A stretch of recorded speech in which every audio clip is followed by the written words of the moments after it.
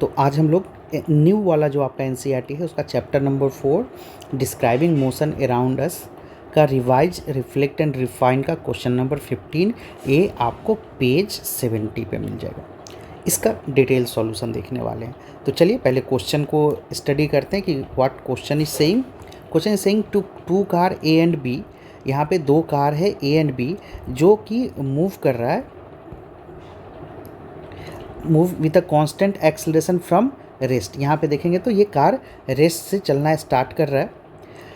Okay, सो दोनों car rest में है in a straight line. Car A attain a velocity of 5 metre per second in 5 second, car B attain a velocity of 3 metre per second in 10 second. ठीक है, तो हमें plot करना है velocity time graph for both the car in same graph. एक ही graph use करना है। यूजिंग द ग्राफ को यूज करके हमें कैलकुलेट करना displacement in the 2 time interval mention. उसके बाद हिंट भी है, calculate the acceleration both case, then calculate their velocities at 5 instant of time. ठीक है, चलिए तो इस क्वेश्चन को सॉल्व करने के लिए जब सबसे पहले हम लोग क्या कर सकते हैं, इस क्वेश्चन के जितने भी डेटा गिवन है वो लिखते हैं। So car A and B दोनों रेस्ट में है, तो कार ए के लिए हम लोग क्या लिख सकते हैं, कार ए जो है उस रेस्ट में है, मतलब इनिशियल वेलोसिटी 0 है। कार बी का भी इनिशियल वेलोसिटी है 0।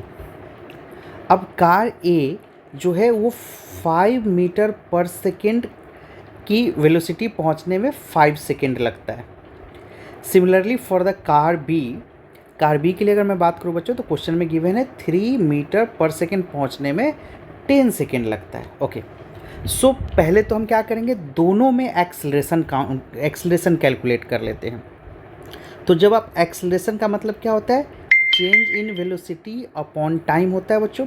तो चेंज इन वेलोसिटी, अब देखिए फाइनल वेलोसिटी 5, इनिशियल 0, तो 5/5 कितना हो जाएगा, 1 मीटर पर सेकेंड स्क्वायर। तो दोनों ही केस में हम लोग एक्सेलरेशन निकाल लेते हैं। और फिर कार बी का भी एक्सेलरेशन, चेंज इन वेलोसिटी क्या हो जाएगा बच्चों, इनिशियल 0, 3, तो 3 अपॉन टाइम कितना हो गया 10, 3/10 ये 0.3 मीटर पर सेकेंड स्क्वायर। तो दोनों केस का हमने अलग अलग एक्सेलरेशन निकाला है। अब हम लोग क्वेश्चन में जैसा बोला गया कि वेलोसिटी टाइम ग्राफ आपको बनाना है, तो हम लोग वेलोसिटी टाइम ग्राफ को बना लेते हैं। दोनों कार के लिए बना लेंगे। We will use 2 different colour. Okay, so ये वेलोसिटी एंड टाइम, तो टाइम मैक्सिमम 5 और 10 सेकेंड है, तो हम ऐसे छोटे छोटे इंटरवल ले लेते हैं, 5, 10, या थोड़ा सा और बढ़ा लेते हैं ताकि हमारा कैलकुलेशन इजी होगा। थोड़ा और बढ़ा लेते ताकि आपको क्लियर विजुअल इफेक्ट में दिखा सकूँ। Let's say this is 5 and this is 10, ये टाइम का है। और वेलोसिटी जो है वो भी आप ऐसे कर सकते हैं, 5, 10, सिमिलर 15 कर सकते हैं। अब यहाँ पे हम लोग क्या कर सकते हैं, देखिए अब आप देखेंगे ना, तो कार ए इनिशियल कितना है 0, फाइनली 5 मीटर पर सेकेंड है और टाइम लगा 5 सेकेंड। तो मतलब कार ए के लिए अगर मैं वाइट लाइन से दिखाता हूँ तो कार ए जो है वो 5th सेकेंड में 5 मीटर पर सेकेंड की स्पीड 0 से स्टार्ट करता है। दिस इज 0, तो दिस इज फॉर कार ए।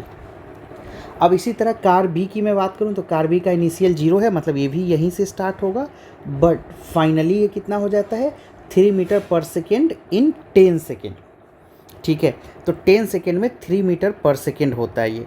तो समवेयर यहाँ पे 3 कुछ होगा, 5 है यहाँ पे, तो इसको 1 2 3 4 5 सेगमेंट में करेंगे।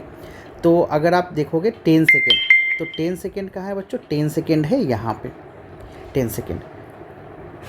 तो ये हो जाएगा कार बी के लिए, कार बी के लिए, क्योंकि 10 सेकेंड पे आप देखिए 10 सेकेंड पे ये 3 है, यहाँ हम लोग 3 मानते हैं। बाकी आप ग्राफ पेपर जब यूज करोगे तो हालांकि इसमें ग्राफ पेपर की ज़रूरत नहीं है, आप एक रफ स्केच ड्रॉ कर सकते हैं, कोई दिक्कत नहीं। तो अब दोनों केस में आपको डिस्प्लेसमेंट निकालना है। तो डिस्प्लेसमेंट निकालने के लिए क्या करना है, डिस्प्लेसमेंट कैसे निकलता है, area under we T curve, VT curve, velocity time curve के नीचे की एरिया। तो कार ए के लिए देखिए, कार ए का ये रहा, ट्रायंगल बन रहा है क्या, तो ट्रायंगल एरिया कितना हो जाएगा, एरिया हो जाएगा हाफ, बेस कितना है बच्चों, बेस 5, हाइट कितना है 5, तो 25/2 दैट इज 12.5 मीटर आएगा कार ए के लिए। This is for car A.